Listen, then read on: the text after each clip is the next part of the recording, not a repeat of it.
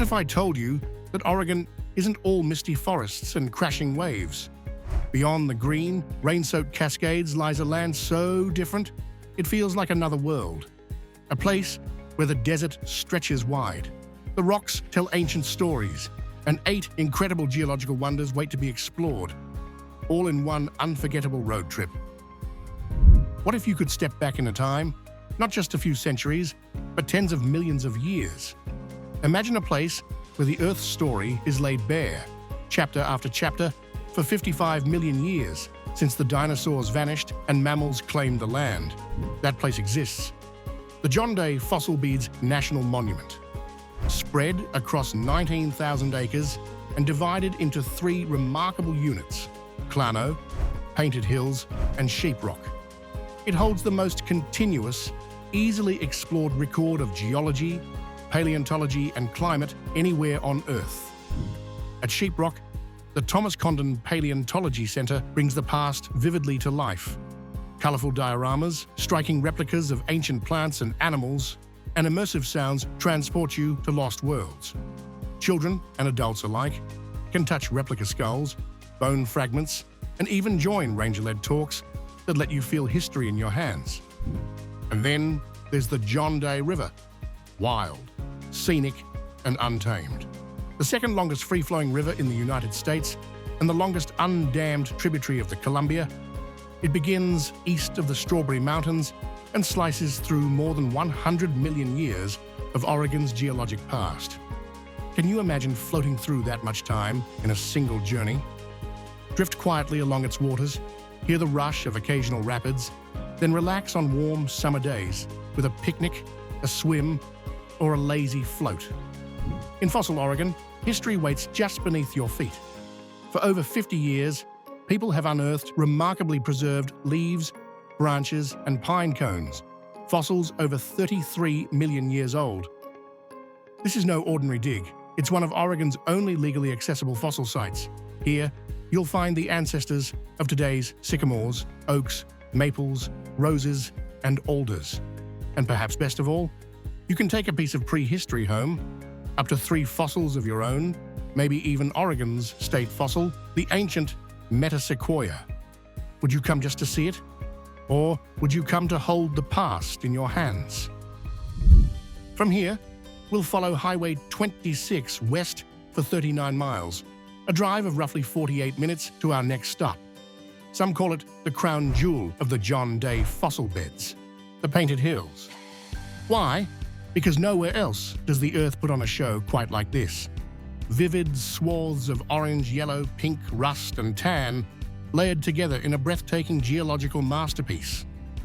It's as if time itself painted the landscape. Once, this was a river floodplain. Over countless millennia, shifting climates reshaped it again and again, leaving behind layer after layer of material. Each band of color is a time capsule. Some born of volcanic fury, others from lush, tropical eras now long gone. The black soil, fossilized plant matter. The grey, ancient mudstone, siltstone, and shale. The red, old floodplain soil, baked by ages past. And these hills aren't just beautiful, they hold proof of the worlds they've seen. If you want to explore them yourself, trails await. Some are short quarter-mile walks that lead you right to the base of the hills, where the layers tower above you. Others wind higher, offering views that stretch across the colorful expanse. Photographers find paradise here. Imagine the golds, blacks, and reds glowing under the late afternoon sun, or the hills shifting in tone with each passing cloud. Sunrise and sunset bring the richest colors, but in truth, every season writes its own version of the story. Spring decorates the gullies with yellow and purple wildflowers. Winter hides the colors beneath a snowy veil, only to reveal them again in golden and crimson stripes when the snow recedes. The Painted Hills are more than a view. They're a living, changing work of art, written in stone and painted by time itself.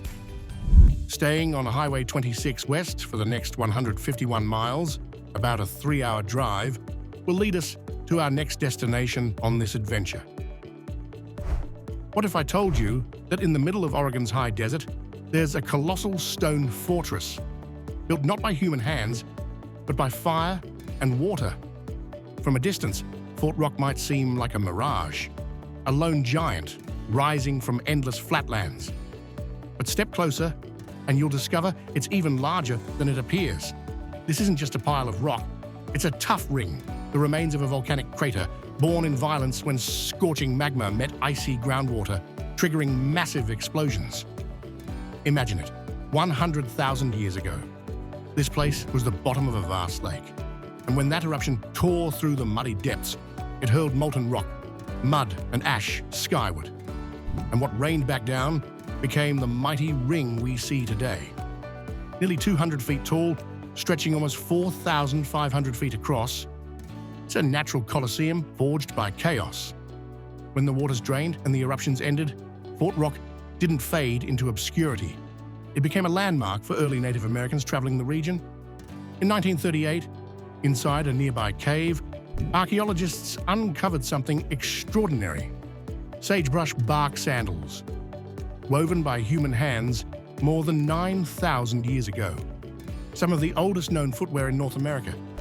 Imagine those ancient travelers, their footsteps echoing through this stone ring. Today, easy trails wind through dusty desert paths dotted with sagebrush and juniper.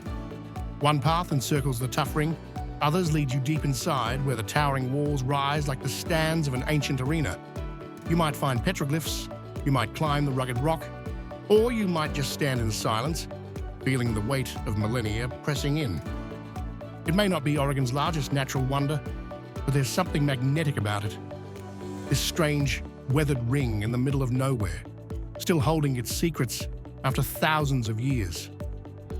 With just over 37 miles to drive on Highway 514, we've got almost an hour to enjoy before arriving at our next stop.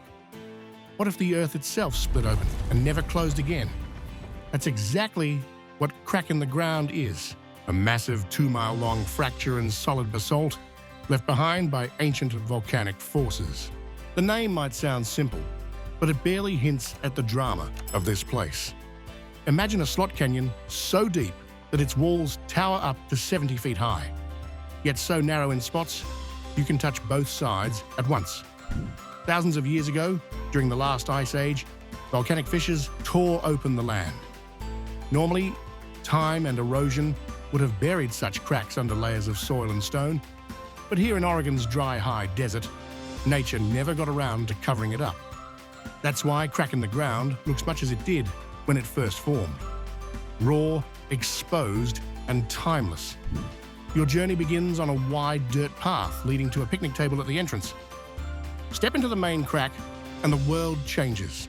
The air cools, sometimes by 10 to 20 degrees, and the walls close in, muffling the desert outside while amplifying every sound. A bird's wings overhead sound like a drumbeat, and snow clings here well into spring. The first stretch is just 0.3 miles long, which is enough for some hikers. But if you're feeling adventurous, keep going. The trail weaves in and out of the fissure for another 1.5 miles, with social trails running along the top for a looping return. The explorable part ends at about 1.8 miles, but on the way out, most visitors dip back into the deepest section, drawn to its shadowy stillness one last time. Kids can't get enough of it, ducking, squeezing, and climbing their way through. Some sections require you to pop out and go around unless you're ready for a bit of rock scrambling. Even getting here feels like an adventure.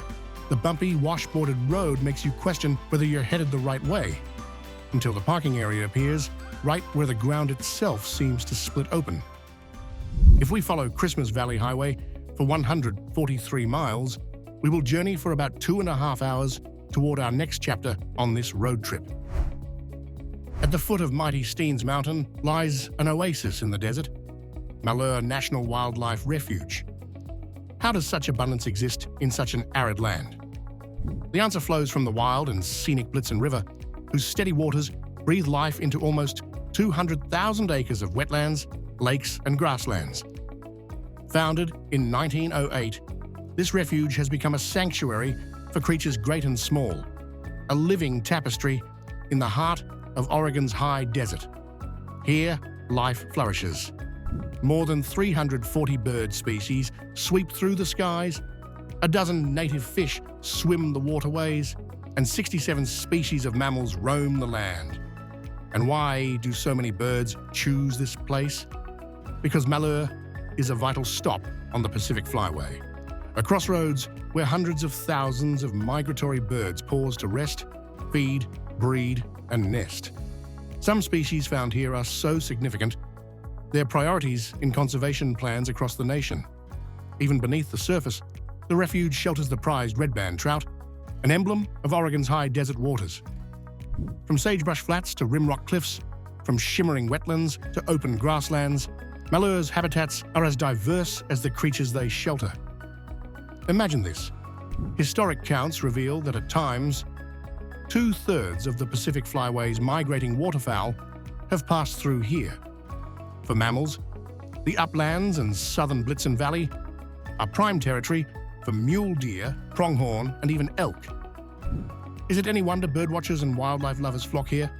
Trails wind through prime viewing areas.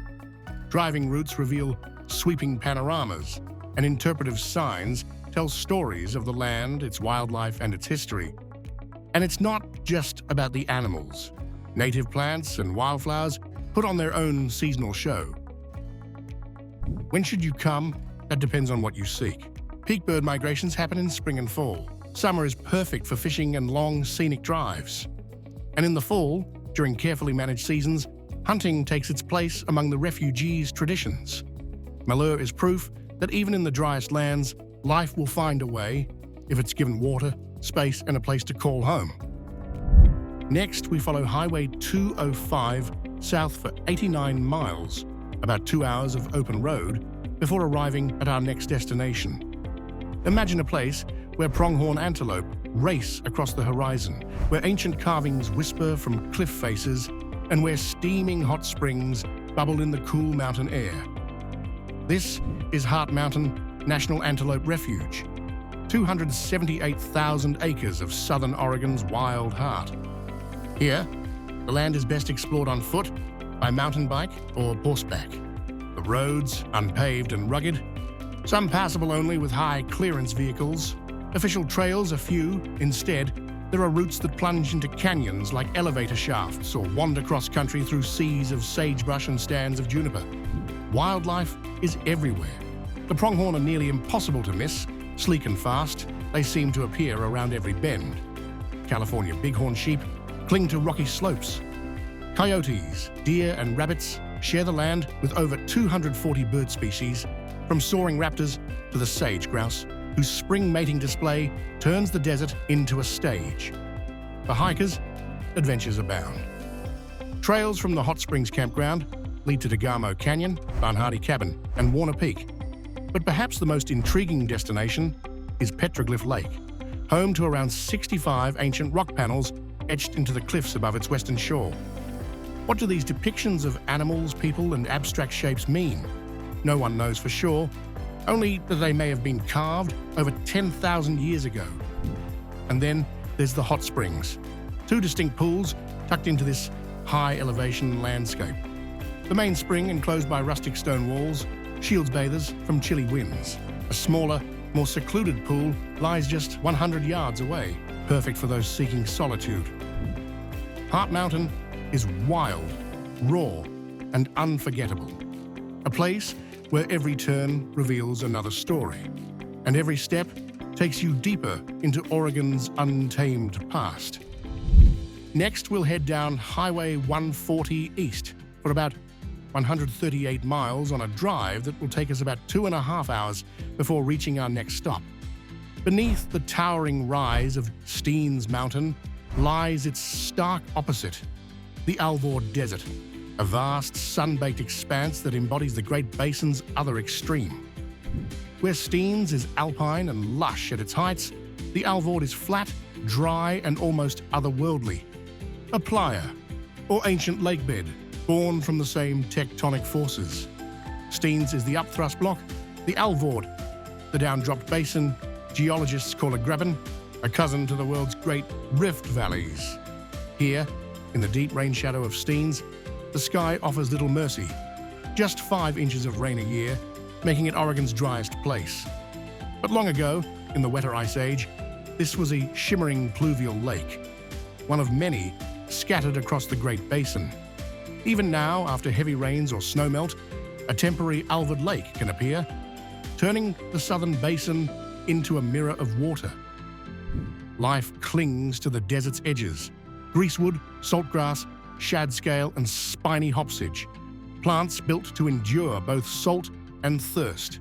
The rest is bare earth, cracked clay, and wind-swept sand dunes, especially along the eastern rim. Most visitors can't resist the draw of the playa itself. When dry, from July to November, you can drive across its vast openness, though in wetter months, the mud swallows anything bold enough to try. On foot, the experience is more intimate. Even a short walk feels like stepping into another world. And for those with the stamina, there are greater adventures. Into the dunes, or up to Mickey Butte in the Sheep's Head Mountains, where the entire Alvord Basin and the wall of Steens Mountain unfold beneath you. The desert hides another secret: heat rising from deep within the earth. Along its margins, fault lines feed a string of hot springs, including Mickey Hot Springs, where bubbling mud pots put on a rare show. The water emerges scalding 170 degrees, but mingles with cooler pools to create perfect soaking spots. Here, in the shadow of Steens, the Alvord Desert is both empty and full, silent yet alive with the stories of fire, water, and time. For our final stop, we head approximately 9 miles northwest of Alvord Desert. It rises like a sleeping giant in Oregon's southeast corner, Steens Mountain stretching its ridge to almost 10,000 feet, one of the state's tallest and most commanding peaks. Its western slope climbs gently, rimmed in places, while its eastern face drops in a dramatic sheer wall, casting long shadows over the parched expanse of the Alvord Desert. Remote? Yes, but Steens Mountain and the Alvord Desert are two of the Oregon Outback's most iconic treasures, and conveniently close enough to visit in one unforgettable trip. Steens spans nearly 60 miles. Its vast eastern front is often mistaken for a row of separate mountain peaks. It's no wonder that old maps, and some old-timers, still call them the Steens Mountains. This is the northernmost sentinel in a chain of massive fault-block mountains that dominate the Great Basin's rugged landscape. Bounded by the Harney Basin, Catlow Valley, and Alvord Valley, Steens stands so prominently that on a clear day, you can spot it from as far away as Strawberry Mountain, Paulina Peak, or even Idaho's Hayden Peak. During the wetter Pleistocene age, glaciers carved their signature into its summit plateau, sculpting sweeping U-shaped gorges like Kyger, Little Blitzen, Big Indian, Little Indian, and the dramatic Wild Horse Canyon. From sagebrush and juniper foothills to high country meadows, aspen groves, and wind-swept alpine barrens, Steens is a world of shifting ecosystems stacked one upon another. For those who wish to experience its full scope, the 52-mile Steens Mountain backcountry byway loops from its western base to the very top. Along the way, you'll find jaw-dropping overlooks: Kyger Gorge, East Rim, the summit itself, where the view spills out to the vast, sun-baked emptiness of the Alvord Desert far below. Stand there long enough and you might feel it. Time itself etched into stone, ice, and wind. If you've been to any of the destinations covered in this video, let us know what your experience was like in the comments below. And please remember to like, share, and subscribe. It would mean so much to us. We would love to have you join us in our future destinations. And be sure to check out this next video. We are sure you'll enjoy.